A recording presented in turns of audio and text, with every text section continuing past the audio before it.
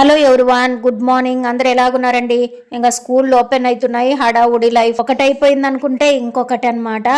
లేదు, ఈ summer holidays అంతా మాకైతే ఏ ట్రిప్ వేయకోకుండా ఎట్లయిపోయిందో ఎట్లా గడిచిపోయినాయో కూడా తెలియదు. మా వీక్లీ మా పునీత్ ప్రాక్టీస్ కని వెళ్ళడము, మా దావర కోసం తిరగడము, ఇవన్నిట్లోన ఎప్పుడు కొట్టుకుపోయినాయో. ఈ 1.5 month 2 months అయినా కూడా తక్కువే వచ్చినాయి అనమాట మాకైతే ఈ హాలిడేస్. పొద్దున్న లేవంగానే ఒక్కొక్క రోజు ఒక్కొక్కలాగా ఉన్నట్టు మూడ్ స్వింగ్స్ మైండ్.